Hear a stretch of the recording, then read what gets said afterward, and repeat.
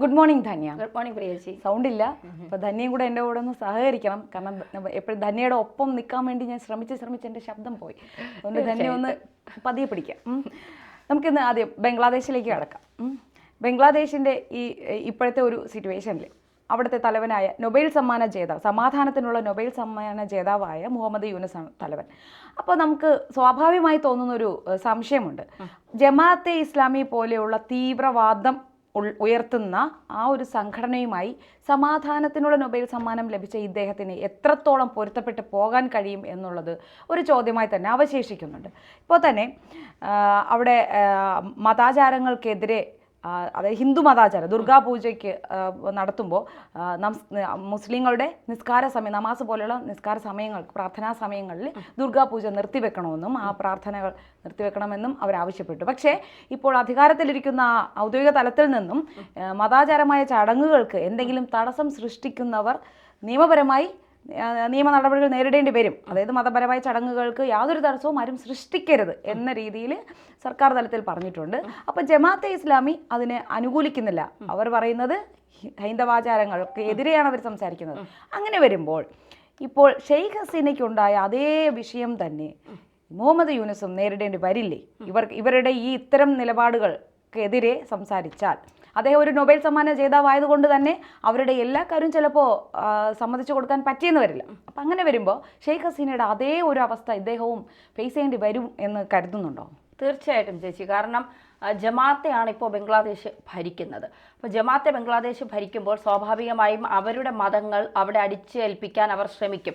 പ്രത്യേകിച്ച് തീവ്ര ഇസ്ലാമിക നിയമങ്ങളുമായി മുന്നോട്ട് പോകുന്നവരാണ് ജമാഅത്ത് എന്ന് പറയുന്നത്. അവർക്ക് ഹിന്ദുക്കളോട് വലിയ അതൃപ്തിയുണ്ട് എന്നുള്ളത് ഈ കലാപ സമയത്ത് നമ്മളൊക്കെ കണ്ടതാണ്. ഹിന്ദുക്കളുടെ ക്ഷേത്രങ്ങൾ അടിച്ചു തകർക്കുക, ഹിന്ദുക്കളെ അതിക്രൂരമായി ഉപദ്രവിക്കുക, മാത്രമല്ല ഈ അവാമി പാർട്ടിയുടെയൊക്കെ നേതാക്കന്മാരെയൊക്കെ ഇവർ കൊല ചെയ്യപ്പെട്ട ഒരു രീതിയൊക്കെ നമ്മൾ കണ്ടതാണ്. അതുകൊണ്ട് തന്നെ ചിലപ്പോൾ സമാധാനപ്രിയനായ യൂനസിന് ഒരുപക്ഷെ ജമാഅത്തിന്റെ കളിപ്പാവയായി ഇപ്പോൾ നിൽക്കുന്നെങ്കിൽ പോലും ജമാഅത്തിന്റെ പല കാര്യങ്ങളും അംഗീകരിക്കാൻ യൂനസിനെ സംബന്ധിച്ചിടത്തോളം ചിലപ്പോൾ പ്രയാസമുണ്ടാകും.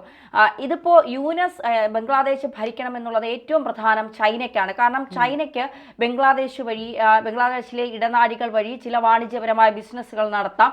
ഇന്ത്യയുമായി സൗഹൃദത്തിൽ ബംഗ്ലാദേശ് പോയാൽ അത് ചൈനയ്ക്ക് ഭീഷണിയാകും എന്നറിയാവുന്നത് കൊണ്ടാണ് ചൈന ഈ ഒരു കാര്യത്തെ പിന്തുണയ്ക്കുന്നത്. അതായത് നമ്മളൊന്ന് ആലോചിച്ച് നോക്കണം, ദുർഗാപൂജയ്ക്ക് തടസ്സം നിൽക്കുന്നു, നിസ്കാരത്തിന് ഒരു തരത്തിലുള്ള തടസ്സവും ഉണ്ടാകരുത് എന്ന് പറയുമ്പോൾ തന്നെ അവിടെ ജനങ്ങളുടെ മനസ്സിൽ തന്നെ രണ്ട് ചേരിതിരിവ് ഉണ്ടാകുന്നു എന്നുള്ളതാണ് ഒരു യാഥാർത്ഥ്യം. മാത്രമല്ല ഈ ഇപ്പോൾ അദാനി ഗ്രൂപ്പൊക്കെ അവരുടെ ഈ വൈദ്യുതിയുമായി ബന്ധപ്പെട്ട പണം തിരികെ ചോദിക്കുക $800 മില്യൺ. ശ്രദ്ധിക്കേണ്ട ഒരു കാര്യം എന്ന് പറയുന്നത്, ഇപ്പൊ ഈ ഒരു കലാപത്തെ തുടർന്ന് ആ ബംഗ്ലാദേശ് കടുത്ത ഒരു പ്രതിസന്ധിയിലേക്ക് പോയിക്കൊണ്ടിരിക്കുകയാണ്. ജീവിതം വ്യവസായ മേഖലയിലായാലും ഊർജ്ജ മേഖലയിലായാലും ശരി വളരെ താഴ്ന്ന അവസ്ഥയിലേക്ക് പൊയ്ക്കൊണ്ടിരിക്കുകയാണ്. അപ്പോഴും ഇവർ മതത്തെയാണ്, തീവ്രവാദത്തെയാണ് അവർ മുറുകെ പിടിക്കുന്നത്. ബംഗ്ലാദേശിനെ സംബന്ധിച്ചിടത്തോളം ഈ നേരത്തെ കഴിഞ്ഞ ദിവസം ചേച്ചി പറഞ്ഞതുപോലെ മുഹമ്മദ് യൂനസ് അവിടെ സാമ്പത്തികമായി വലിയ രീതിയിലുള്ള നേട്ടങ്ങൾ ഒരു സമയത്ത് ഉണ്ടാക്കാൻ കഴിഞ്ഞു. ഗ്രാമീൺ ബാങ്കുമായി ചേർന്നുകൊണ്ട് അല്ലെങ്കിൽ അത്തരത്തിൽ രൂപീകരിച്ച് മൈക്രോ ഫിനാൻസുമായി തൊഴിൽ സംരംഭകർക്ക് കുടിൽ വ്യവസായമൊക്കെ അത്തരത്തിൽ മുന്നോട്ട് കൊണ്ടുവരാൻ യൂനസിന് സാധിച്ചു എന്നുള്ളത് വലിയ യാഥാർത്ഥ്യം തന്നെയാണ്. പിന്നീട് 71 വിമോചന സമരത്തിന് ശേഷം ഷെയ്ഖ് ഹസീനയുടെ കുടുംബം വലിയ രീതിയിൽ കൊല ചെയ്യപ്പെടുന്നു. പിന്നീട് അവർ ഇവിടെ നിന്ന് ഇറ്റലിയിലേക്ക് പോകുന്നു. അവിടെ നിന്ന് പിന്നീട് അവർ തിരിച്ചു വരുന്നത്, അവർ ഇന്ത്യയിൽ ആയിരുന്നിട്ട് പിന്നീട് അവർ അവാമി പ്രസിഡന്റ് ആയിട്ടാണ് അവർ തിരിച്ച് ബംഗ്ലാദേശിലേക്ക് എത്തുന്നത് തന്നെ. പിന്നീട് ബംഗ്ലാദേശ് പ്രധാനമന്ത്രിയാകുന്നു. ഈ സംവരണത്തിലെ ഒരു വിഷയമാണ് ഷെയ്ഖ് ഹസീനെ ബംഗ്ലാദേശിൽ നിന്ന് പലായനം ചെയ്യിപ്പിച്ചത് എന്നുള്ളതാണ്. അത് കരുതിക്കൂട്ടി ഉണ്ടാക്കിയ ഒരു കലാപമായിരുന്നു. അവർ പറഞ്ഞതിനെ പല രീതിയിൽ വ്യാഖ്യാനിച്ചുകൊണ്ട്, സംവരണവുമായി ബന്ധപ്പെട്ട് പല രീതിയിൽ വ്യാഖ്യാനിച്ചുകൊണ്ട് അവരെ പുറത്താക്കാൻ സൈനിക മേധാവി ഉൾപ്പെടെയുള്ളവർ കളിച്ചു എന്നുള്ളതാണ്. പക്ഷെ അജിത് ഡോവൽ ഉൾപ്പെടെയുള്ളവർ നേരത്തെ അതിൽ അവർക്ക് മുന്നറിയിപ്പ് നൽകിയിരുന്നു. പക്ഷേ സൈനിക മേധാവി അവർക്ക് വലിയ വിശ്വാസമായതുകൊണ്ടാണ് അവർ അജിത് ഡോവലിന്റെ ആ വാക്കുകളെ അവർ തിരസ്കരിച്ചത്. പിന്നീട് അവർക്കത് മനസ്സിലായി. 45 മിനിറ്റ് തരാം, ഇവിടെ വിട്ടു പോകൂ എന്ന് പറഞ്ഞപ്പോൾ അവർ ആദ്യം ഓടിയെത്തിയത് ഇന്ത്യയുടെ അടുത്താണ്. ഇവിടെ ഇപ്പോൾ യൂനസ് നിലവിളിക്കാൻ അധിക സമയമൊന്നുമില്ല. ജമാഅത്ത് ഈ ബംഗ്ലാദേശിൽ പിടിമുറുക്കി കഴിയുമ്പോൾ ബംഗ്ലാദേശിനെ സംബന്ധിച്ചിടത്തോളം മതങ്ങളുടെ പേരിൽ ഒരു വലിയ തമ്മിത്തല്ലുണ്ടാകും. അങ്ങനെ ഉണ്ടായാൽ ഇപ്പോൾ ഇന്നലെ നമ്മൾ പറഞ്ഞതുപോലെ തന്നെ ഇന്ത്യയിലിരുന്ന ഏതെങ്കിലും ഒരു ചെറു നേതാവ് ബംഗ്ലാദേശിനെതിരെ ഒരു വിദ്വേഷ പ്രസംഗം, ഒരു കലാപമോ ആഹ്വാനം ചെയ്താൽ അത് വലിയ രീതിയിൽ പ്രശ്നങ്ങൾ ഉണ്ടാക്കും. ഇവിടെ നിന്ന് അഭയാർത്ഥികൾ ബംഗ്ലാദേശിലേക്ക് പോയാൽ അവരെ താങ്ങാനുള്ള കപ്പാസിറ്റി ബംഗ്ലാദേശിനില്ല. റോഹിംഗ്യ മുസ്ലിങ്ങളായാലും ബംഗ്ലാദേശികളാണെങ്കിലും തിരിച്ച് ആ കുടിയേറ്റക്കാർ അങ്ങോട്ടേക്ക് മടങ്ങിപ്പോയാൽ ബംഗ്ലാദേശിന്റെ അവസ്ഥ വളരെ പരിതാപകരമായിരിക്കും. വലിയൊരു അഭയാർത്ഥി പ്രവാഹമൊന്നും താങ്ങാനുള്ള ശക്തി ഇല്ല ബംഗ്ലാദേശിനില്ല. അപ്പോ ജമാഅത്ത് പറയുന്ന എല്ലാ കാര്യങ്ങളും അനുസരിച്ച് മുന്നോട്ട് പോകാൻ ഒരിക്കലും യൂനസിന് കഴിയില്ല. അങ്ങനെ വരുമ്പോൾ യൂനസ് ഇന്ത്യയുടെ സഹായം തേടും എന്നുള്ള കാര്യത്തിൽ ഒരു സംശയം വേണ്ട. ഷെയ്ഖ് ഹസീനെ 19 തവണ വധശ്രമത്തിന് അതാണ് അവർ വനിത എന്ന് പറഞ്ഞ ചോരപ്പുഴയിൽ നിന്നും ജ്വലിച്ചു വന്ന വനിത എന്നാണ് അവരെ, എനിക്ക് തോന്നുന്നു ആ സമയത്ത് മനോരമയോ മാതൃഭൂമിയോ വിശേഷിപ്പിച്ചത് അങ്ങനെയായിരുന്നു. കാരണം അത്ര ധീരയായ ഒരു സ്ത്രീയായിരുന്നു. അവർക്കറിയാം ജമാഅത്ത് അവിടെ ഭരിച്ചു തുടങ്ങിയാൽ അവിടെ താലിബാന് സമാനമായ ഒരു ഭരണമാകും ബംഗ്ലാദേശിൽ ഉണ്ടാകാൻ പോകുന്നത് എന്ന് ഷെയ്ഖ് ഹസീനയ്ക്ക് നന്നായിട്ട് അറിയാം. അതുകൊണ്ടാണ് ഷെയ്ഖ് ഹസീന ഇന്ത്യയിലിരുന്ന് അവിടുത്തെ ഭരണത്തിൽ ഉള്ള സർക്കാരിനെ ഓർമ്മിപ്പിക്കുന്നത് താലിബാൻ ആകരുത് ബംഗ്ലാദേശ്. പക്ഷേ യൂനസ് പറയുന്നത് ഇന്ത്യയിൽ ഇരുന്നു കൊണ്ട് ഹസീന ഒരു വാക്ക് മിണ്ടിയാൽ വിചാരണയ്ക്കായി ഞങ്ങൾ ഇങ്ങോട്ട് വിളിക്കും, അതുവരെ മിണ്ടാതിരിക്കുക, മിണ്ടിപ്പോയാൽ അത് ഇന്ത്യക്ക് കൂടിയുള്ള ഒരു മുന്നറിയിപ്പ് താക്കീതും കൂടിയായിട്ടാണ് യൂനസ് നൽകിയത്. പക്ഷേ ഷെയ്ഖ് ഹസീന പറയുന്ന കാര്യങ്ങൾ കൃത്യമാണ്. ഷെയ്ഖ് ഹസീനയ്ക്ക് ജമാഅത്ത് ഏത് രീതിയിലൊക്കെ അവിടെ പ്രവർത്തിക്കുമെന്നും അവരുടെ മതങ്ങൾ എങ്ങനെ അവിടുത്തെ ജനങ്ങളുടെ മുന്നിൽ അടിച്ചേൽപ്പിക്കുമെന്നും അവിടുത്തെ ജനങ്ങളുടെ അവസ്ഥ എന്തായിരിക്കുമെന്നും വാണിജ്യപരമായും സാമ്പത്തികപരമായും വ്യവസായ മേഖലയിലും ഒക്കെയുള്ള തകർച്ച എങ്ങനെ ഉണ്ടാകുമെന്നും ഒക്കെയുള്ളത് ഷെയ്ഖ് ഹസീനയ്ക്ക് നന്നായിട്ട് അറിയാം. ഷെയ്ഖ് ഹസീനയുടെ ഭരണം ഒരു പരാജയമാണ് എന്നൊന്നും ആരും പറയില്ല. പക്ഷേ യൂനസിനെ മുൻനിർത്തിക്കൊണ്ട് ജമാഅത്തെ അവിടെ ഭരിച്ചു തുടങ്ങുമ്പോൾ ബംഗ്ലാദേശിന്റെ അവസ്ഥ വളരെ പരിതാപകരമായിരിക്കും. ജനങ്ങൾ തമ്മിലാണ് ഇനി തമ്മിത്തല്ലുണ്ടാകാൻ പോകുന്നത്.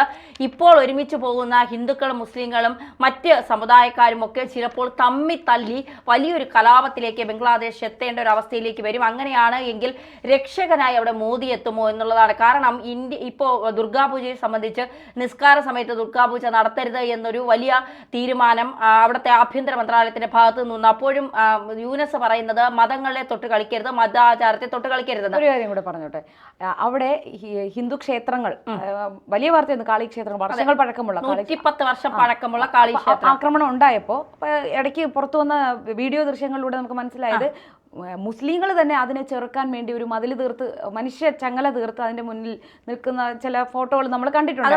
അപ്പൊ അങ്ങനെ വരുമ്പോൾ അത് മാത്രമല്ല അവിടുത്തെ മുസ്ലിങ്ങൾ ഉച്ചഭാഷണിയിലൂടെ അവർ വിളിച്ചു പറയുകയും ചെയ്തു, നിങ്ങൾ ഹിന്ദുക്കളെ ഉപദ്രവിക്കരുത്, ഹിന്ദു ക്ഷേത്രങ്ങൾ തല്ലി തകർക്കരുത്, അതല്ല നമ്മുടെ ലക്ഷ്യമെന്ന് പറഞ്ഞുകൊണ്ട് അവർ ഹിന്ദുക്കളെ സംരക്ഷിക്കുന്ന പറയുന്നവർ ഈ ജമാഅത്തെ ഇസ്ലാമിയുടെ ശത്രുക്കളായി മാറും. അതെ, അങ്ങനെ വരുമ്പോൾ ഇവർ ന്യൂനപക്ഷത്തെ മാത്രമല്ല ആക്രമിക്കുക, ഇപ്പോ ഇവരുടെ സ്വന്തം ആൾക്കാരെ കൂടെ ഇവർ ശത്രുസ്ഥാനത്ത് കാണും. ജമാഅത്തെ സംബന്ധിച്ചിടത്തോളം നമുക്കറിയാലോ, അവരുടെ ഒരു രീതി എന്ന് പറയുന്നത് അവരുടെ മതം മാത്രമാണ് ശരി.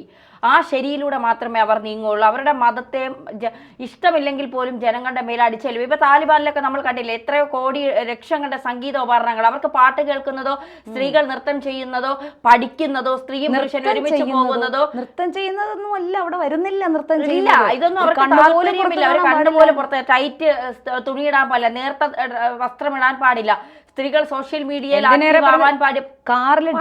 കാറിൽ ഡ്രൈവർ പാട്ട് പ്ലേ ചെയ്യാൻ പാടില്ല. അപ്പൊ അത്രയും ക്രൂരമായ നിയമങ്ങളുമായാണ് അവർ മുന്നോട്ട് പോകുന്നത്. ആ നിയമം താലിബാനിസം ബംഗ്ലാദേശിൽ വരില്ല എന്ന് നമുക്കൊരിക്കലും ഉറപ്പു പറയാൻ കഴിയില്ല. ബംഗ്ലാദേശ് ഇന്ത്യയുടെ സൗഹൃദ രാജ്യമാണെങ്കിലും ഷെയ്ഖ് ഹസീനയുമായിട്ട് മാത്രമാണ് ഇന്ത്യക്ക് അടുപ്പമുള്ളത്. കാരണം ഷെയ്ഖ് ഹസീന നേരത്തെ ഇന്ത്യയിൽ വന്നിട്ടുണ്ട്. ഷെയ്ഖ് ഹസീനയുടെ അച്ഛനുമായി ഇന്ത്യക്ക് നല്ല ബന്ധമുണ്ട്. അപ്പോൾ അതുമായി ബന്ധപ്പെട്ടാണ് ഷെയ്ഖ് ഹസീനയുമായുള്ള, എന്തിനേറെ പറയുന്നു, ഷെയ്ഖ് ഹസീനയുടെ അവാമി പാർട്ടിയും അവാമി ലീഗുമായിട്ട് പോലും ഇന്ത്യക്ക് ബന്ധമില്ല എന്നുള്ളതാണ് യാഥാർത്ഥ്യം. ഷെയ്ഖ് ഹസീനയുമായി മാത്രമാണ് ഇന്ത്യക്ക് ബന്ധം. പക്ഷേ നമ്മുടെ ഹിന്ദു സമൂഹം ബംഗ്ലാദേശിൽ ആക്രമിക്കപ്പെടുമ്പോൾ ഇന്ത്യ അത് നോക്കി നിൽക്കും എന്ന് നമ്മൾ പ്രതീക്ഷിക്കുന്നില്ല. അപ്പോൾ ആ സ്ഥിതി വരുമ്പോൾ തീർച്ചയായിട്ടും ഇന്ത്യ ഇതിലൊരു ഇടപെടൽ നടത്തിയാൽ യൂനസ് അത്തരത്തിൽ രക്ഷിക്കണേ എന്ന് വിളിച്ചുകൊണ്ട് ഇന്ത്യയിലേക്ക് ഏത് നിമിഷം വരാം എന്നതിൻ്റെ സാധ്യത തന്നെയാണ് ഇപ്പോൾ ബംഗ്ലാദേശിൽ കാണുന്നത്. അപ്പോൾ തീർച്ചയായും യൂനസ് അത്തരത്തിൽ ഇന്ത്യയിലേക്ക് വന്നാൽ മോദി രക്ഷകനായി എത്തുമോ എന്നുള്ളതാണ് ഇനി കണ്ടറിയേണ്ടത്.